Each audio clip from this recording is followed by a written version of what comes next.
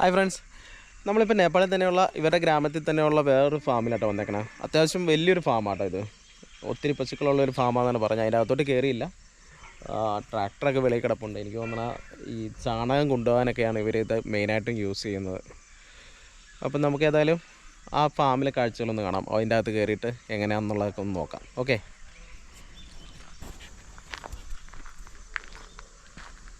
ഇതൊക്കെ ചാണകം കൊണ്ടുപോകാൻ വേണ്ടി യൂസ് ചെയ്യുന്ന വണ്ടിയാണ് ഇവരുടെ. ഇവരും അവിടെ സൈലേജ് ഉണ്ടാക്കുന്നുണ്ട് കേട്ടോ. അവിടെ നോക്കുമ്പോൾ കാണാം, അവിടെ ഒരു കുഴി വെച്ചിട്ട് അതിൽ ഇവിടെ മിക്ക ഫാമിലും സൈലേജ് യൂസ് ചെയ്യുന്നുണ്ടെന്നാണ് പറയുന്നത്. അത്യാവശ്യം വലിയൊരു ഫാമാട്ടോ.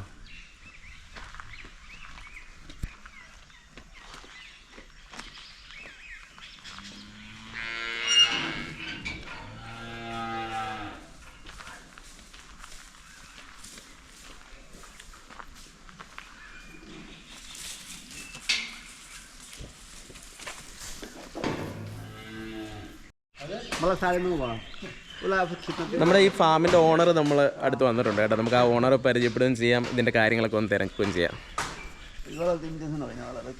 ഹായ്, നമസ്കാർ.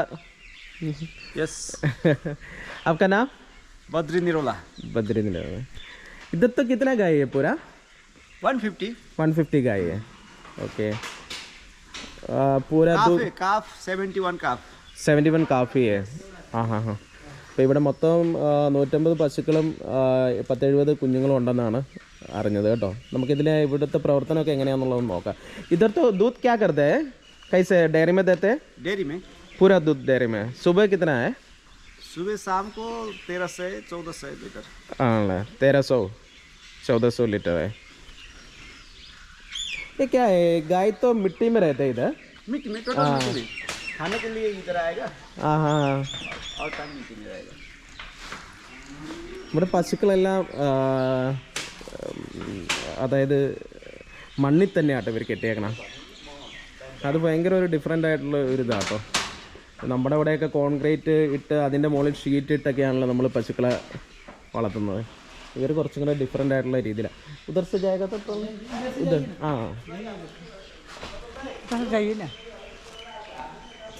മൊത്തം 150 പശുക്കളും 10-70 കുഞ്ഞുങ്ങളുള്ള ഒരു വലിയ ഫാമാട്ടോ ഇത്. ഇത് ശരിക്കും ഒരു ഡിഫറെൻ്റ് ആട്ടോ. ഇവിടെ പശുക്കൾ കിടക്കുന്നത് മണ്ണിലാണ്. ഇത് ഏകദേശം ഒരു 5-6 മാസമൊക്കെ കഴിഞ്ഞിട്ട് ഇവരിത് എടുക്കാറുള്ളൂ. ഇവിടുന്ന് ചാണകം വാരാറില്ല, ഇതിൻ്റെ മൂത്രം വാരി എടുക്കാറില്ല, ഒന്നും ഇവർ ചെയ്യാറില്ല. ഈ പശുക്കളെല്ലാം ഈ മണ്ണിൽ കിടക്കുന്നു. അതിനുശേഷം ഒരു കുറേ നാൾ കഴിഞ്ഞ ശേഷം ഈ മണ്ണ് മൊത്തം കൂടെ ഇവർ സെയിൽ ചെയ്യുകയാണ്. ഈ മണ്ണും ചാണകവും മൂത്രം എല്ലാം കൂടെ ഈ മണ്ണ് അവർ സെയിൽ ചെയ്യും. അങ്ങനെയാണ് ഇവിടെ ഇവർ ചെയ്തുകൊണ്ടിരിക്കുന്നത്. നമ്മളവിടെയൊക്കെ എന്ത്, നമ്മൾ കോൺക്രീറ്റ് ചെയ്യുന്നു, അതിൻ്റെ മുകളിൽ ഷീറ്റ് ഇടുന്നു. എന്നിട്ട് ഏറ്റവും പ്രത്യേകത എന്ന് പറഞ്ഞാൽ ഈ മണ്ണിൽ ഈ പശുക്കൾ കിടന്നിട്ട് ഈ പശുക്കളുടെ ദേഹത്തൊന്നും ഒട്ടും അഴുക്കോ കാര്യങ്ങളോ ഇല്ല കേട്ടോ. നമ്മുടെ അവിടെ നിൽക്കുന്ന കൂട്ട് പശുക്കളുടെ മേത്ത് ചാണകമോ ഒന്നുമില്ല. എന്നാൽ ഇവർ പറയുന്ന അനുസരിച്ച് ഒരു 5-6 മാസമൊക്കെ കഴിഞ്ഞിട്ടാണ് ഇവരിത് ക്ലീൻ ചെയ്യാറുള്ളത്. ആ 5-6 മാസത്തോളം ഇതിങ്ങനെ കിടക്കും. ये ऊपर में क्या है? साइलेज है? कच्ची.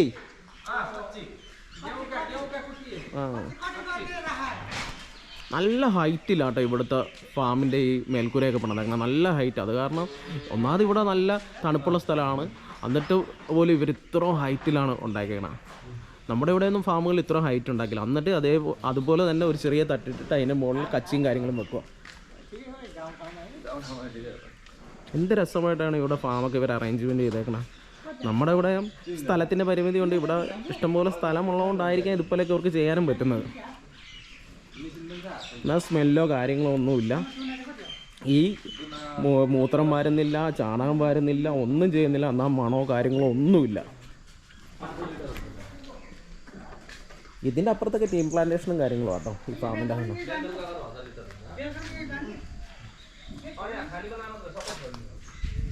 അല്ലേ, പശുക്കളൊക്കെ സുഖമായിട്ട് കിടന്നുറങ്ങുന്നു. അവിടെ ഇവിടെയൊക്കെ ആയിട്ട് കിടന്നുറങ്ങുന്നു. അത് ഭക്ഷണം കഴിക്കുന്ന സമയമാകുമ്പോൾ ഇവിടെ ഒരു കൊട്ട വെച്ചിട്ടുണ്ട്. ആ സമയത്ത് അത് ഫുഡ് കഴിക്കാൻ വേണ്ടി വരുന്നു. ओ दूध निकालने टाइम किधर लेकर जाते हैं निकालने के लिए? इधर इधर इधर लेकर आते हैं तो मशीन किधर है ये इधर मशीन है हाँ वही है मशीन है वही है ये मशीन का पाइप ओ मशीन का पाइप इधर है तो पाल रखा मेरे तो वो अकेले आएगा वो आएगा उधर ये नहीं है हाँ निकालने के बाद बुट्टू तो आएगा इधर खाना में इधर खाना रखेगा इधर खाना रखेगा അതായത് കറക്കണ നേരമാകുമ്പം അവർ ഈ വരാന്തയിലോട്ട് സൈലേജ് ഇട്ട് കൊടുക്കും ഈ സൈലേജ് തിന്നാനായിട്ട് പശുക്കൾ ഇവിടെ വന്ന് നിന്നിട്ട് ഇവിടെ ഓരോ പശുക്കൾ ഇങ്ങനെ വന്ന് നിൽക്കും ആ സമയത്ത് അതിൻ്റെ ബാക്കിൽ മെഷീൻ സെറ്റ് ചെയ്തേക്കുവാണ് മെഷീൻ കൊടുത്ത് ഇവർക്ക് കറക്കാൻ പറ്റും ആ രീതിയാണ് ഇവർ ചെയ്യുന്നത് അപ്പോൾ ആ കറവയുടെ സമയമാകുമ്പോൾ അവിടെ ഒരു ഇത് വെച്ചിട്ടുണ്ട് ആ മുള വെച്ച് കെട്ടി വെച്ചേക്കണ എല്ലാം അങ്ങ് മാറ്റി കൊടുക്കും ആ സമയത്ത് പശുക്കളെല്ലാം തന്നെ ഇവിടെ വന്ന് ഇതേപോലെ നിരനിരയായിട്ട് നിൽക്കും അപ്പോൾ ഇതിലെ വന്ന് ഇവർക്ക് വണ്ടിയിൽ വന്ന് കൊണ്ട് സൈലേജും കാര്യങ്ങളൊക്കെ ഇട്ട് കൊടുക്കാനും എളുപ്പം കാരണം ഇത്രയും വീതി ഉള്ളതല്ലേ ഇത്രയും വീതി ഉള്ളതുകൊണ്ട് അവർക്ക് സുഖമായിട്ട് ഇതിൻ്റെ അകത്ത് സൈലേജ് ഇട്ട് കൊടുക്കാനും പുല്ലിട്ട് കൊടുക്കാനും എല്ലാം സൗകര്യങ്ങളുണ്ട് അപ്പം ഭക്ഷണം കഴിക്കുന്ന സമയത്ത് ഇതുങ്ങൾ ഇതിവിടെ വന്ന് നിൽക്കും അല്ലാത്ത സമയത്ത് അവിടെ പോയി ആ മണ്ണിൻ്റെ അകത്ത് ഇതുങ്ങൾ കിടന്നോളും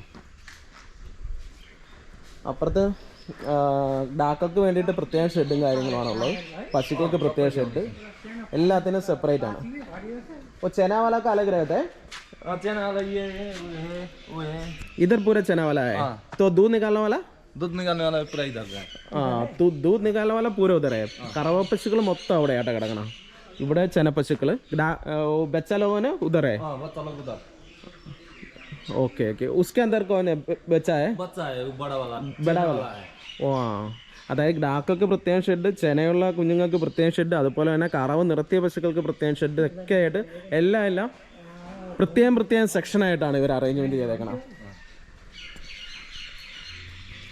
मालिक घर उधर पीछे में है पानी कैसे देते हैं ऑटोमेटिक है पानी हाँ वो उसमें देते हैं दाना इसमें देते हैं वो दाना कैसे देते हैं दाना भी देते हैं दाना देता है उधर ये है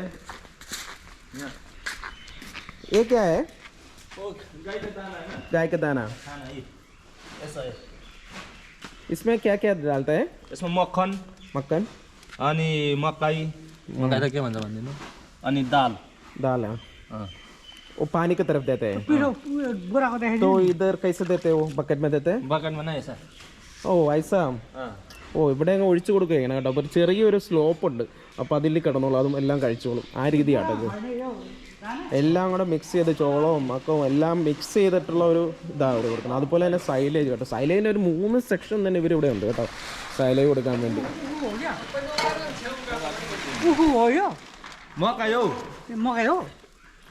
ഇതാട്ടോ സൈലേജ് വരുന്നത് മക്ക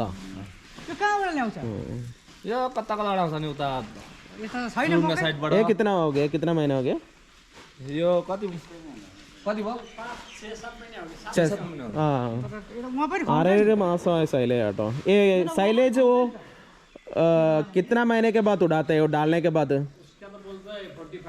45 days डालते हैं 45 ദിവസം ഇട്ടതിന് ശേഷമാണ് അവർ സൈലേജ് എടുക്കുന്നത് അത് തന്നെ 6-7 മാസമൊക്കെ എത്ര മാസം കഴിഞ്ഞാലും ചീത്തയാതില്ലെന്ന് പറഞ്ഞു അവിടെ തന്നെ നമുക്ക് കാണാൻ കേട്ടോ ഞാൻ കാണിച്ചു തരാം അവിടെ സൈലേജിൻ്റെ ഒരു സെക്ഷൻ തന്നെ ഉണ്ട് ഇവർക്ക് ഒരു 3 സെക്ഷനായിട്ട് സൈലേജ് അറേഞ്ച് ചെയ്തേക്കുക അത് നമുക്ക് അവിടെ പോകുമ്പോൾ കാണാൻ പറ്റും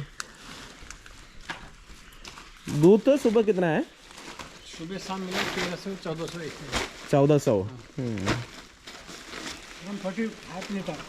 1400 1400 ലിറ്റർ പാലുണ്ട് 2 നേരം കൂടെ എന്ന് പറയാം ദോനോ ടൈംസ് അത് മൊത്തം ഡയറിയിലോട്ട് കൊടുക്കണം ഇവർ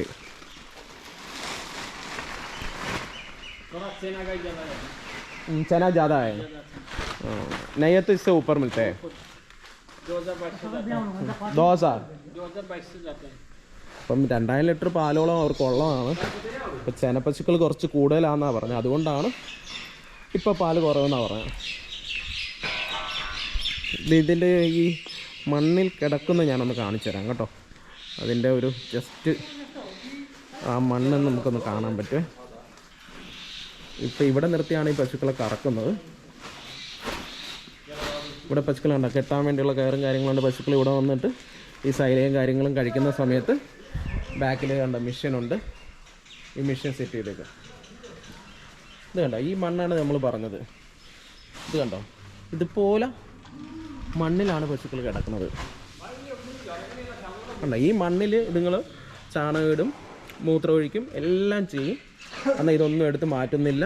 പശുക്കളുടെ ദേഹത്തൊന്നും അഴുക്കില്ല. നോക്ക്, നിങ്ങൾക്ക് കാണാം, കൃത്യമായിട്ട് കാണാം. പശുക്കളുടെ ദേഹത്തൊന്നും അഴുക്കില്ല. ഒരു തരി പോലും അഴുക്കും കാര്യങ്ങളും പറ്റുന്നില്ല. ഇതിന് രോഗങ്ങൾ വരുന്നില്ല, ഒരു പ്രശ്നവുമില്ല. ഈ മണ്ണിൻ്റെ അകത്ത് തന്നെ കിടക്കുന്നു.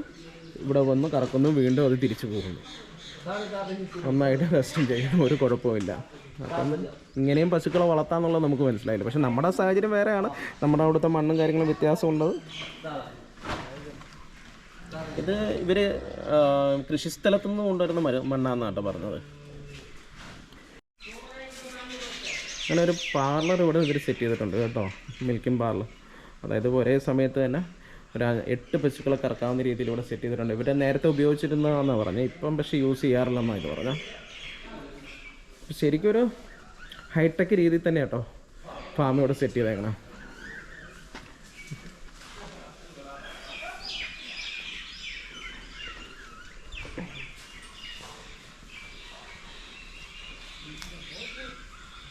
ഇത് ഗ്രാക്കളുടെ സെക്ഷനാണ്. അത്യാവശ്യം മുഴുത്ത ഗ്രാക്കളാണ് ഇതിൻ്റെ അകത്തുള്ളത്.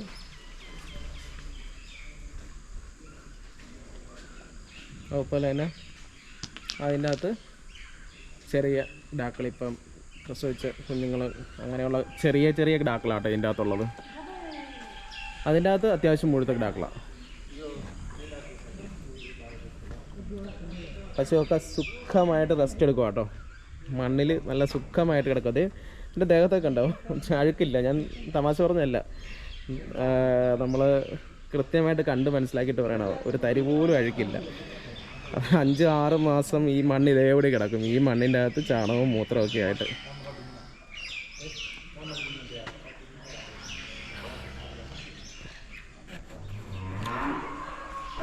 ഏതായാലും ശരിക്കും ഒരു ഡിഫറെൻറ്റ് രീതിയിലാണ് ഇവിടെ പശുക്കളെ വളർത്തുന്നത്. നമ്മുടെ നാട്ടിൽ വളർത്തുന്ന കൂട്ടല്ല, മണ്ണിൻ്റെ അകത്ത് കെട്ടിയിട്ട് വളർത്തുന്നു. ശരിക്കും നമുക്ക് കണ്ടില്ലേ, ഇത് ഇവിടെ ആ ഒരു ഡിഫറെൻ്റ് ആയിട്ടുള്ളൊരു എക്സ്പീരിയൻസ് ആണ്. നല്ല ഹൈറ്റിലാണ് മേൽക്കൂരയും കാര്യങ്ങളെല്ലാം സെറ്റ് ചെയ്തേക്കുന്നത്.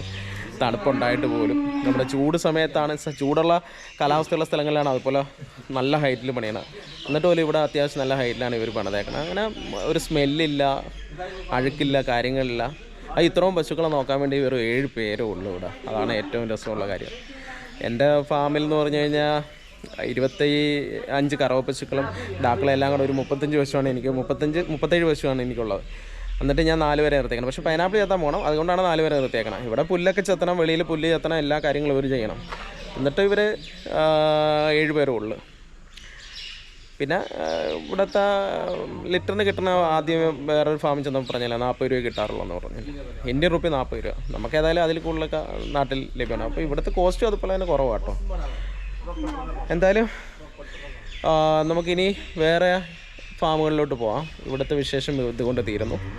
അപ്പം ഇതുപോലെയുള്ള വീഡിയോസിനായിട്ട് ഞാനിപ്പം ഒരാഴ്ചത്തേക്ക് നേപ്പാളിലാണ്. ഇതുപോലെയുള്ള വ്യത്യസ്തമായ വീഡിയോസുമായിട്ട് ഞാൻ വരാം. അപ്പോൾ എൻ്റെ ചാനലൊന്ന് സബ്സ്ക്രൈബ് ചെയ്യണം. ഫുഡി ഫാർമർ എന്നുള്ള ചാനൽ സബ്സ്ക്രൈബ് ചെയ്യണം, ലൈക്ക് ചെയ്യണം.